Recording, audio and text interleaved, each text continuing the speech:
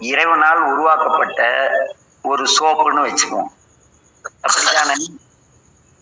ஆமாங்க. அதுல அதுல வந்து எண்ணெய் சுண்ணாம்பெல்லாம் போடுறாங்கல்ல. எங்க ஊர்ல சோப்பு கம்பெனியில விளக்கெண்ணையும் சுண்ணாம்பையும் போட்டு சோப்பு தயாரிக்கிறாங்க. விளக்கெண்ணெய் குளிச்சு சுண்ணாம்பு சூடு, ஆனா துணியில இருக்கிற அழுக்கு போகுது. இங்க என்ன ஆணவம் கண்மமா ரெண்ட கொடுக்குறாரா? அப்படியே சொன்னீங்க கைலாஸ். ஐயா, ஆணவம்ங்கிற மலம் நீங்கிறதுக்கு மாயை கண்மம்ங்கிற ரெண்டை கொடுக்குறாரு சாமி. மாயை கண்மம்ங்கிற ரெண்டு சோப்பு, ரெண்டாளான சோப்பை கொடுக்குறாரு. அப்படி மாயை என்பது ஆன்மா பக்குவப்படுவதற்காக இறைவனால் உருவாக்கப்பட்ட ஒரு நதி, அப்படி வச்சுக்கலாமா? ஆமாங்கய்யா. நதியில குளிச்சாலும் குளிர்ச்சி அடைகிறோம், குளிச்சாலும் குளிர்ச்சி அடைகிறோம், பார்த்தாலும் குளிர்ச்சி அடைகிறோம்ல. ஆமா. அப்ப மாயை பார்த்தா மட்டும் ஏன் எல்லாம் இவ்வளவு மிரள்றீங்க? நீங்க உருப்படியாவதாப்பா இந்த நதி, மாயைங்கிற நதி இருக்கு. ஆமாங்கய்யா. அதையும் பார்த்து மாயை, எல்லாம் ஒரு மாயை, குடும்பம் மாயை, ஊடு மாயை, வாசல் மாயை. ஆனா சோறு மாயை கிடையாது. சுகமா போய் ஒரு மடத்துல தங்கி தின்னுட்டு கொண்டு கொளுத்துக்கு போயிருக்கிறது பெருசு கிடையாது. உண்டு கொளுத்துக்கு போயிருக்கிறது பெருசு கிடையாது. தாழ்ந்தவனைத்தனமா பரதேச சேட்டம் எவனோ போற சோறு தின்னுட்டு அடியாருன்னு தெரு தெருவா தெரியுது மாயை கிடையாதா என்ன? அப்ப மாயை என்பது ஆன்மாக்கள் பக்குவம் அடைவதற்காக இறைவனால் உருவாக்கப்பட்ட ஒரு நதி. அந்த நதியில நீரை நாம் குடிப்பதால் எவ்வாறு நம் மனமும் உடலும் குளிர்ச்சி அடைகிறதோ, அதுபோல தத்துவங்கள் நம்மை என்ன செய்து நம்முடைய பிறவி வெம்மை நீக்கி நம்மை வந்து குளிர்ச்சியடை செய்யக்கூடிய நதிதான் மாயை. அப்ஜெக்ஷன் இருந்தா சொல்லலாம். நான் லோகநாதன் ஐயா. ஐயா இல்லையா, நீங்க சொல்ற விளக்கம் தான் நமக்கு தேவைன்னு சொல்லிட்டு வெயிட் பண்ணி சொல்றேன். ஓஹோ, சரி சரி சரி. அடுத்து பாத்தீங்களா, இந்த மாயையை இறைவன் வந்து ஒரே மாயையா படைக்கல, அத மூணா படைச்சிருக்காரு. சுத்த மாயை, அசுத்த மாயை, பிரகிருதி மாயை. சித்தாந்தத்துல உங்களுக்கு பிரகிருதி மாயைக்கு என்ன விளக்கம் சொல்லியிருக்காங்க கீதாமா? ஐயா நமச்சிவாய் வணக்கங்க ஐயா. பிரகிருதி மாயைக்கு உங்களுக்கு சித்தாந்தத்துல என்ன விளக்கம் சொல்லியிருக்காங்க? எனக்கு சொல்ல தெரியலங்க ஐயா கரெக்டா. அதுக்கு ஒரு பொருள் விளக்கம் கொடுத்திருப்பாங்கல்ல ஆசிரியர். பிரகிருதி மாயை, சுத்த மாயினா என்ன? சரி, அதுக்கு சொல்லணும். இது சொல்லுங்க, சுத்த மாயினா என்ன?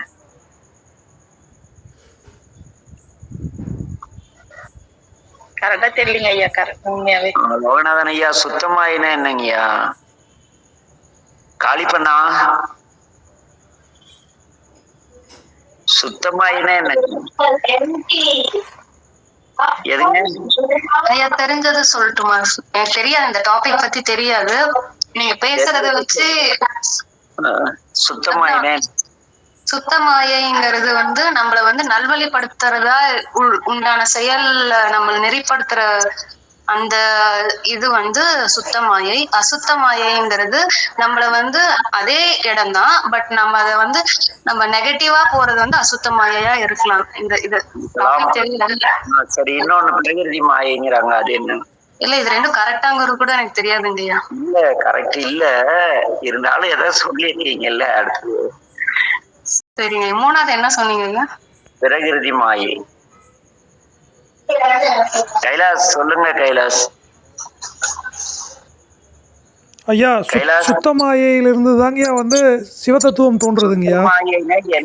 சுத்தமாயை அப்படிங்கிறது அந்த இடத்துல வந்து எந்த வித அந்த என்ன சொல்கிறது, தூய்மையாக இறைவனுடைய சிற்சக்தி வந்து முழுமையாக செயல்பட்டு அந்த 5 தத்துவங்கள் சிவதத்துவம் செயல்பட கொடுக்கப்பட்டது சுத்தமாயைங்கய்யா. அப்படி சொல்லியிருக்காங்களோ? பெரிய நீள்வட்டம் ஒரு வட்டத்தை வரைஞ்சாங்கய்யா. ஒரு பெரிய வட்டம் வந்து சுத்தமாயைங்கய்யா. அந்த வட்டத்துக்குள்ளார இருக்கிறது அசுத்தமாயை, அந்த வட்டத்துக்குள்ளார இருக்கிறது பிரகிருதி மாயை. அது படம் போட்டு நான் கூட காட்டுவேன். சுத்தமாயினா என்ன? சுத்தமாயை என்றால் சிவதத்துவங்கள் தோன்ற செயல்படுவது சுத்தமாயை. அப்படிதான் சொல்லி கொடுத்தாங்களா? அந்த இடத்துல நமக்கு என் அறிவு இப்போ அப்படித்தாங்க எட்டுது, சிந்திக்க முடியல அந்த இடத்துல. லோகநாதன் ஐயா ஏன் அவரு சைலண்ட் ஆயிட்டாரு? ஐயா சொல்லுங்க ஐயா. சுத்தமா என்ன? நமச்சிவாய ஐயா, அதுதான் என் முன்னே உங்ககிட்ட சொன்னேன். ஐயாவுடைய விளக்கத்துக்காக தான் அதை வெயிட் பண்ணிட்டு இருக்கிறேன். ஐயா விளக்கம் கொடுத்தா போதும்னு நினைக்கிறேன் ஐயா. இல்ல நீங்க சித்தாந்தம் எல்லாம் படிச்சிருப்பீங்க போல இருக்கு. ஐயா சித்தாந்தத்துலதான் நான் தான் சொன்னேனுங்களே ஐயா, சித்தாந்தம் வந்து நமக்கு புரியுற அளவுக்கெல்லாம் சொல்றது இல்லைங்களே ஐயா. நீங்களே அதை சொல்லிட்டீங்க. அவன் என்ன சொல்லி கொடுக்குறான் அப்படிங்கறத உங்களுக்கே தெரியும். நீங்க என்ன சொல்லிட்டீங்க. புரியுற அளவு சொல்லிட்டா ஒரே வகுப்போட முடிச்சுட்டு எனக்கு அடுத்த மாசம் வகுப்பு கொடுக்க மாட்டேங்க. 1500 ரூபாய் போச்சு ஒரு ஊருக்கு. சுத்தமா உண்மைதான் ஐயா. கைலாச சொல்லுங்கய்யா. சுத்தமாயினா என்ன? அதாங்கய்யா, சிவதத்துவங்கள் தோன்ற இறைவனுடைய சிவபெருமானுடைய ஆணைக்கிணங்க அது இல்லை. மாயை வந்து சிவதத்துவம் தோன்ற காரணமெல்லாம் இல்லை. தனு கரண புவன போகங்கள் தோன்ற செயல்படுவதுங்கய்யா. நாத விந்துகள் ஆதி நமோ நம அப்படின்ட்டாங்க. அது ரெண்டும் ஆதி பொருள்கள்ட்டாங்க. சிவதத்துவம் தோன்ற காரணமான நாதமும் விந்து. அதுல வந்து அது வந்து இங்க வராது. மாயையில சுத்த மாயைனா என்ன? சரி அது தெரியல. அசுத்த மாயினா என்ன? சரி அது உங்க விடையே வச்சுக்குவோம். அசுத்த மாயினா என்ன? அசுத்தமாயினா இந்த வித்யா தத்துவங்கள் 7 செயல்பட தோன்றுவது அசுத்தமாயிங்கய்யா. எப்படி தோன்றுது? வித்யா தத்துவங்கள் செயல்பட அந்த அசுத்தமாயி எவ்வாறு தோன்றுது? கலை, வித்தை, அராகம், புருடன், அதெல்லாம் சேர்ந்ததான் வந்து வித்யா தத்துவம்னு தெரியும். சரிங்கய்யா. ஆனா இந்த வித்யா தத்துவம் அசுத்த மாயின ஏற்படுத்தக்கூடிய அசுத்த மாயின் தன்மை என்ன? அசுத்தமாயின் தன்மை வந்து ஆன்மாக்களுக்கு இந்த காலகட்டத்தின்படி இது நடக்கணும் அப்படின்னு அந்த நிர்ணயம் செய்வது அசுத்தமாயிங்கய்யா. நிர்ணயிப்பது ஆன்மாக்களுக்காக செயல்படுவது இதுங்கய்யா. சுத்தமா இருந்து கூட சேர்ந்ததுன்னா அது அசுத்தமாயிடுது இல்லைங்கய்யா. இப்போ நீங்க சொன்ன மாதிரி இப்போ சுத்தமாயில வந்து கைலாச வேடிக்கை என்ன தெரியுமா? இந்த சப்ஜெக்ட் நீங்க நானும் நிறைய பேசியிருக்கோம். சரிங்கய்யா. அவங்ககிட்ட இது சொன்னா நிறைய விளக்கம் சொல்லியிருக்கேன். அதனாலதான் உங்ககிட்டே வளைச்சு கேட்கிறேன். சரி அது கிடைக்குது. பிரகிருதி மாயினா என்ன? பிரகிருதினா என்ன? பிரகிருதி அப்படிங்கிறதுக்கு அதாங்கய்யா மூலமாயிங்கய்யா. மூலம்னா என்ன? மூலம்னா அடிஸ்தலம், அடிப்படை, அந்த அஸ்திவாரம். எது அடிப்படை? ஆன்மாக்களை இயங்க வைப்பதற்கான அடிப்படை. அது எது? அதுதாங்க அந்த 24 தத்துவம், ஆன்ம தத்துவம். ஐயோ அதை விடுங்க. அந்த 5 தத்துவங்களும் ஒரு ஏதோ ஒன்றால உருவாக்கப்பட்ட ஒண்ணுக்குள்ளதான் வருது. ஆமாங்கய்யா. அது எது? அதுதாங்க மாயை தத்துவத்திலிருந்து தாங்க தோற்று வைக்கப்படுறது. பிரகிருதின்னு எதை சொல்லுவோம் நம்ம? பிரகிருதி அப்படிங்கிறது மூலத்தை தாங்க பிரகிருதி அப்படிமோ. மூலம் எது? இந்த உலகத்துக்கு மூலம் எது? இந்த உலகத்தினுடைய இறைவன் தாங்க. ஐயோ அது இல்ல. இந்த அதுதாங்க உலகத்தினுடைய நமச்சிவாய வாழ்க. உலகத்தினுடைய மூலம் அதுதாங்கய்யா. எது? அதுதான் எது ஐயா? அதுதாங்கய்யா அது. அந்த மூலக்கூறு என்ன? இந்த தத்துவங்கள் இதற்கு காரணமான கருவி உருவாக காரணமாக இருக்கக்கூடிய 5 பொருள் இருக்கு. அது என்ன? சிவம். அது சிவம் வந்து இயக்கக்கூடியது. அந்த கருவி பேருன்னு சொன்னேன். கருவி தானே இயங்காது. எது? நாதம் விந்து. அது இல்ல கண்ணு. ரொம்ப தெளிவா விடையே சொல்லிட்டேன். தத்துவங்கள் இயங்க, இந்த தத்துவங்கள் எதை சார்ந்து செயல்படுதோ அந்த எதை பக்குவப்படுத்துவதற்காக எதைக்கு மாயையை உருவாக்கியதோ அந்த மாயையில் உருவாகக்கூடிய எல்லா ஜீவர்களுக்கும் ஒரு 5 மூலக்கூறுகளால் அந்த தத்துவங்களை அனுபவித்து பக்குவப்படுவதற்கான ஏதோ ஒண்ணு கடவுள் கொடுக்கிறார். அது என்ன? 5 புலன்களாங்க. அது இல்ல. ஐயோ நான் விடையே சொல்லிட்டேன்ப்பா. நான் விட தெளிவா சொல்லிட்டேன். சிவா யோசிங்க கைலாசம். ஐயா அதுதான் நேத்து நீங்க சொன்னீங்களா நாதம் விந்து. அதெல்லாம் இல்ல கண்ணு. நாதம் விந்து தானங்கய்யா. அதெல்லாம் இல்ல. அது வந்து சிவ தத்துவத்துல வர்றது. ஐயா இப்ப நீங்க இந்த தத்துவங்கள் எல்லாம் பட செய்யுதுன்னு கேக்குறீங்களா?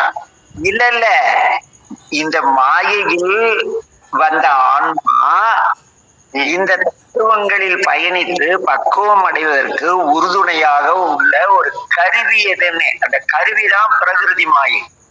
அந்த கருவி மனம் புத்தி சித்தம் அகங்காரம் எதுக்குள்ள சரி, வருது? இந்த மனம் புத்தி விகாரம் அது இதெல்லாம் எதுல இருக்குது? உடல் விடைய ஆன்மாலைங்க, உடல். ஆன்மால தானங்க இருக்கு. ஆன்மா வந்து அது ஜடம், அது இயங்காது, அது அப்படியே இருக்கும். இந்த பஞ்சபூத மனம் நிலம் நீர் தீ காற்று ஆகாச கலவினாலே இந்த ஆன்ம தத்துவங்கள் ஆன்மா பரிபக்குவ நிலையை அடைவதற்காக மாயையை இறைவன் தோற்றுவித்து மாயையில் இருக்கிற பிரகிருதி மாயை மூலமாக நமக்கு உடல் தரார். இந்த உடல் தான் பிரகிருதி மாயை. இதை சார்ந்துதான், அந்த உடலை சார்ந்துதான் அசுத்த மாயை சுத்த மாயை அதெல்லாம் வருது. இந்த உடல் இல்லைன்னா இது எதுவுமே வராது. இந்த சுத்த மாயை அசுத்த மாயை நம்ம பேச மாட்டோமே. அந்த பேசிக் அடிப்படை மூலமான ஒரு பொருள் வேணும் இல்லையா? சிவம்னு ஒரு மூலப்பொருள்.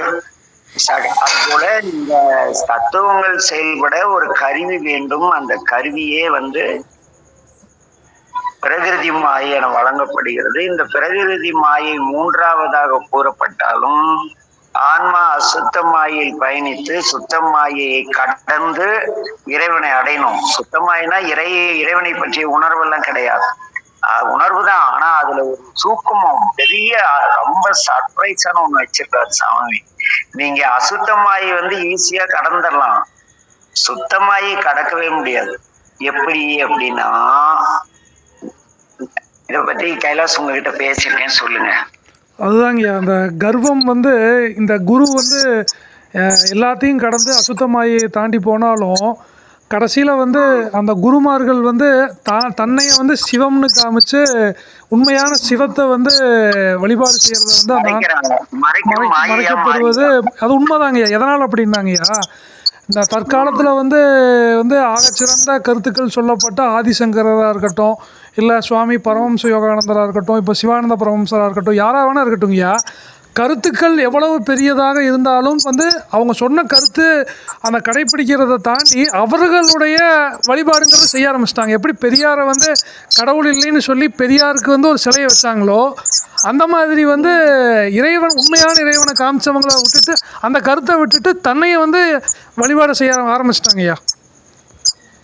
அந்த இது வந்து எளிமையா சொல்லினே, இந்த உடல் சார்ந்து நீங்கள் உலகாயுதமான வாழ்வியல் தேவைகளுக்காக மட்டும் உங்களை வாழ செய்வது அசுத்தமாயி. உலகாயுத தேவைகள் பூர்த்தி பெற்ற பிறகு உங்களை அறியாமல் இறை சிந்தனைகள், உலகாய தேவைகள் இல்லைன்னாலும் சரி இருந்தாலும் சரி, ஏதோ ஒரு காலகட்டத்துல இறை சிந்தனை நமக்கு உண்டாகி அந்த இறை நூல்களையும் ஞான நூல்களையும் பெரிய அருளாளருடைய யோகிகள் சித்தர்கள் முட்டான்களுடைய நூல்களை கற்று தெளிந்து தெளிநிலை வரும் பொழுது அந்த உலகில் உள்ள எல்லாமே இறைவன் உணர்ந்து எல்லோருக்கும் உதவி. நீங்கள் அந்நியப்பட்டு போயிருவீங்க. அந்நியப்பட்டுன்னா அவரு ஐயா மாதிரிலாம் வராது, எங்க அப்பா எல்லாம் வராது, எங்க தாத்தா மாதிரி வராது, வேற ஏதாவது அப்படிங்கிற மாதிரி போய்க்குது. அந்த அசுத்த மாயை இங்க உலகாயுதத்தில் உழன்று இந்த உலகில் உள்ள எல்லாமே நாம் பக்குவப்பட என்பதை தெளிந்து நம்மளை தெளிவுபடுத்தக்கூடிய மாயைக்கு அசுத்த மாயின்னு பேரு. இந்த உலகில எல்லாமே வந்து நாம் பக்குவப்படதான் இருக்கு அப்படின்னு யாருக்கிட்டையும் கோபம் கொள்ளாம அந்த 5 கடமைகளை செய்ய தூண்டுவது அசுத்த மாயை.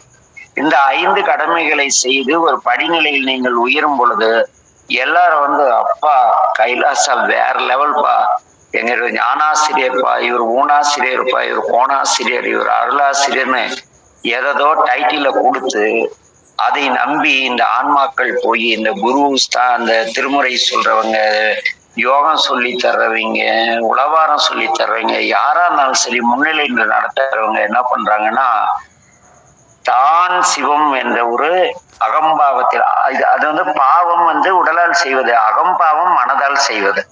அகம்னா மனசு, மனதால் தன்னையே சிவனாக காட்டிக்கொண்டு அன்னைக்கு பார்த்தீங்களா ஒரு வீடியோ பார்த்தேன். ஒரு குருநாதரை உட்கார வச்சு மூட்டை மூட்டையா கலர் கலரா பூ கொட்டுறாங்க. பக்கத்துல இருக்கிற சாமி மேல ஒரே ஒரு கிள்ளு சரா இருக்கு அநியாயத்துக்கு. சிவ சிவ. ஆக அந்த ஆன்மா தான் சிவமாம் நிலை அடைந்ததாக பிறரை நம்ப வைக்கக்கூடிய அந்த செயலை எது செய்யணும்? சுத்தமாயை செய்யும். இதை கடந்தாதான் சிவமாம் தன்மை பெற முடியும். ஆக இங்க பிரகிருதி மாயை என்பது இந்த தத்துவங்களை நாம் நம்ம தத்துவங்களை ஏற்று அதை புரிந்து கொண்டு வாழ்ந்து பக்குவ நிலை அடைந்து அதற்கு பிறகு இது எல்லாம் ஒரு காலகட்டத்தில் நம்மை கடந்து விடும் என்று உணர்ந்து அதற்கு பிறகு ஞான நூல்களை கற்று அவ்வழி வாழ முயற்சிக்கும் பொழுது நானே கடவுள், ஐயாதான் கடவுள்னு 10 பேர் சொன்னா போதும், போட்டோ போட்டு மாலை மாட்டினா நம்மளே போட்டோ பிரிண்ட் எடுத்து விற்க ஆரம்பிச்சிருவோம். அதுல சிக்காதவங்களே யாரும் கிடையாது. சுத்தமாயில பங்காரடிகளார், ராமகிருஷ்ண பரமஹம்சர், நம்ம ஐயா சிவானந்தர், வேதாத்திரி தாத்தா, ஐயோ விஸ்வாமித்திரரும் சொர்க்கத்தை காமிச்சார். வித்யானந்தம் அது வேற லெவலு. ஐயம் லார்ட் பரமசிவாங்கலாம் சுத்தமாயி அப்படியே போட்டு வளைச்சு எல்லாரையும் காலடியில கொண்டு தள்ளி உங்களை கடவுளாக காட்டும். இதை கடக்கிறது ரொம்ப கஷ்டம். ஆக பிரகிருதி மாயை, மாயை 3. மாயை என்பது ஆன்மா தன்னுடைய குற்றங்கள் நீங்கி இறைநிலை அடைவதற்காக இறைவனால் உருவாக்கப்பட்ட ஒரு நதி. அந்த நதியில் நாம் நீந்துவதற்கு பிரகிருதி மாயை என்கின்ற பஞ்சபூத பிரேதத்தை நமக்கு தருகிறார். அந்த பஞ்சபூத தத்துவம் அசுத்த மாயையிலே நாம் பயணிக்க உதவக்கூடியதான் நீங்க சொன்ன அந்த வித்யா தத்துவம், போக்குவரத்து எல்லாம் இருக்குல்ல. அதுக்கு இன்னைக்கு டைம் இல்லை. இன்னைக்கு நம்ம தலைப்பு மாயை, அதை மட்டும்தான் சிந்திச்சிருக்கோம். மாயை என்பது அறியாமையாகிய அழுக்கு நிறைந்துள்ள இந்த ஆன்மாவை தூய்மைப்படுத்துவதற்காக இறைவனால் உருவாக்கப்பட்ட ஒரு நதி. இந்த நதியிலே நாம் பயணித்து ஆன்ம பக்குவ நிலையும் சுத்தம் அடைந்து கரை சேருவதற்கான ஒரு கருவி இந்த பஞ்சபூத பிரேதமான இந்த உடல். இந்த உடல் அசுத்த மாயையிலே வாழ்வதற்கு நமக்கு அந்த இதெல்லாம் வரும். அந்த 5 தத்துவம் ஏதோ வருது இல்ல, வித்யா தத்துவம், ஆன்ம தத்துவம், அது இதெல்லாம் வரும். இதெல்லாம் எதுனா நாம் வாழ்வதற்கான வழிய. வித்யா தத்துவம்னா கல்வி சார்ந்தது எல்லாமே வித்யா தத்துவம். வித்தியம்னா வாய்ஸ் பிரேக் ஆனிச்சு கடைசியில, அது கொஞ்சம் திரும்பி இன்னொரு சொல்றீங்களா? எது கண்ணு? நடுவுல இப்போ ஒரு 20 செகண்ட்ஸ் வாய்ஸ் பிரேக் ஆனிச்சு, அதனால திரும்பி சொல்றீங்களான்னு கேட்டேன். மாயை என்பது ஆன்மாவிடமுள்ள குற்றம் நீங்குவதற்காக, ஆன்மாவின் அறியாமை என்ற அழுக்கை போக்குவதற்காக இறைவனால் அருளப்பட்ட ஒரு நதி. இந்த நதியிலே இந்த ஆன்மா தனியா போய் நீராட முடியாது. ஏன்னா இதுக்கு உருவம் கிடையாது. இது ஒரு சூன்யம். இது கண்ணுக்கு தெரியாத ஒரு காற்று போய் எப்படி நதியில நீராடி வாழ்ந்து பக்குவப்படும். அதனால பிரகிருதி மாயை ஆகிய நிலம், நீர், தீ, காற்று, ஆகாசத்தால் உண்டான ஒரு சரீரத்தை தருகிறார். அது எப்படி நம்புறதுன்னா, நம்ம உடல் புதைச்சா மண்ணாயிடுது. நம் நாக்கில் நன்னீர் சுரக்கிறது, உடல் முழுக்க உப்பு நீர் சுரக்கிறது. உயிர் தோன்ற காரணமான சுக்கிலும் உப்புத்தன்மை அற்றது. நாவில் சுரக்கும் இந்த உயிர் வளர்க்க உதவியான உணவு ஜீரணமா இருக்கக்கூடிய உமிழ்நீர் சுத்தமானது, உப்புத்தன்மை இல்லாதது. இது 2 உப்புத்தன்மை இல்லாதது. அதுபோல காற்று, மூச்சு இழுத்தெழுத்து விடுறோம், காற்று போய் அப்படி மூச்சு போயிட்டு உடம்பு இயங்குது இல்லை. ஆக காற்று நமக்குள் இருக்கிறது. காற்று உள்ள போகணும்னா ஒரு வெற்றிடம் கண்டிப்பா இருந்தாகணும். அப்பதான் அது உள்ள போயிட்டு அந்த வெற்றிடம் அழுத்தும் பொழுது வெளியே வரும். ஆக வெற்றிடமாகிய ஆகாசம் வெற்றிடம் உள்ள இருக்கு. அந்த வெற்றிடம் உடலால் சொல்லும் பொழுது காத்து உள்ள போயிட்டு வெளியே வருவதால் ஏற்படக்கூடிய இது. அது இன்னும் அடுத்த தத்துவங்கள் போகும் பொழுது அது மீறி வரும். அப்ப காற்று நமக்குள் இருக்கிறது. உடம்புல சூடு இருக்கு, சூடு தனிஞ்சா செத்து போயிடுவோம். சூடு அதிகமான நோய் வந்துடும். ஆக வெப்பம் நமக்குள் இருக்கிறது. நிலம், நீர், தீ, காற்று, ஆகாசம் 5ம் இந்த உடல்ல இருக்கிறதுனால இந்த உடலுக்கு பஞ்சபூத பிரேதம்னு பேரு. என்ன இதை கொடுத்து இந்த பஞ்சபூத பிரேதம் எப்படி இறைவனை அடைய வேண்டும் என்பதற்கான அந்த வழிமுறைகளை காட்டுவது வித்யா தத்துவம். அந்த அந்த வித்யா தத்துவத்திற்கு சென்ற பிறகு புறத்திலே ஒரு நல்ல கல்வி கற்று ஒரு உயர்ந்த வேலை வாய்ப்பு போய் நல்ல பொருளைட்டு அல்லது படிக்காம ஊதாரித்தனமா தெரிஞ்சு வயசான காலத்துல கஷ்டப்பட்டு ஞான தேடல், ரெண்டுலையுமே ஞான தேடல் வரும். எனக்கு ஏன் இப்படி ஒரு கொடுமை நிகழ்ந்தது, எனக்கு நான் மட்டும் ஏன் இவ்வளவு சிந்தனை யாராலாவது தூண்டப்பட்டு அந்த அசுத்த மாயையை கடப்பதற்கு நாம் உதவக்கூடியதான் இந்த வித்யா தத்துவம் அதெல்லாம் இருக்கிறது. அதை கடந்த பிறகு ஆன்ம தத்துவம் 24 வரும்.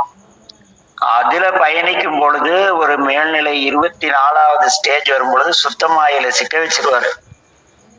அதுலதான் மாட்டிட்டு ஜீவ சமாதி, அந்த சமாதி, இந்த சமாதின்னு உயிர் பூமியிலே கடக்க வேண்டியதான். சிவத்தை எல்லாம் அடைய முடியாது. சிவமுத்தின்னு ஒண்ணு இருக்கு, அது அடைந்தால் மட்டுமே பிறவா நிலை கிடைக்கும். அது கூட என்ன அப்பவும் பிறவி கிடைக்கும். மாகேசன் சதாசிவம் என்ற உருவமற்ற திருமேனிகளாக நம்ம இந்த உடல், இந்த உயிருக்கு, நம் கண்ணுக்கு, இந்த மனித கண்ணுக்கு புறப்படாத சில தேகத்தை எல்லாம் தரார். அது எளிமையா சொல்லணும்னா, அந்த கடல்ல ஜெல்லி மீன் தண்ணியோட தண்ணியா இருக்கும், அந்த மீனே தெரியாது. அது மாதிரி நம்ம உடம்புக்குள்ள ரத்த அணுக்கள்ல கோடிக்கணக்கான கிருமி உயிர்கள் பயணித்து இருக்கு. இது மாதிரி நிறைய, அதெல்லாம் ஆன்ம தத்துவத்தில் நிறைய வரும். ஆனா இன்னைக்கு நாம் எடுத்துக்கொண்ட தலைப்பு மாயை. மாயை என்பது ஆன்மா பக்குவ நிலை அடைவதற்காக இறைவனால் உருவாக்கப்பட்ட ஒரு நதி. இது ஒண்ணும் பெரிய வில்லன் எதிரி சாமி கிட்ட நம்ம போகாம தடுக்கிறதெல்லாம் கிடையாது. அப்படி தடுத்தா பதி அதை இயக்க மாட்டார். பதி ஏனெனில் பதியானவர் தன்னை போல இந்த ஆன்மாக்கள் உயர்நிலை அடைய வேண்டும் என்பதற்காக மாயையை இயக்குகிறார். படைக்கல, இயக்குகிறார். ஆன்மாக்களை இறைவன் உயிர்களை படைக்கவில்லை, இயக்குகிறார். ஆக இந்த உயிரினுடைய பயணத்துல உடல் பெற்ற பிறகு அந்த அசுத்தமாயி இந்த எண்ணெய் அதெல்லாம் கடந்து சுத்தமாயி எப்படி கடக்கணும்னு தெரிஞ்சு கடக்கக்கூடிய நிலைக்கு கூட்டி போறதான் நம்முடைய சிவதத்துவத்துக்கு அடுத்து வரக்கூடிய மாயாவாதம், மாய தத்துவம் அப்படிங்கிறது.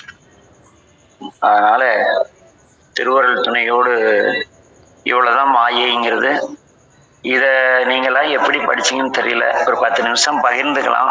நீங்கெல்லாம் கேட்ட மாயை பத்தி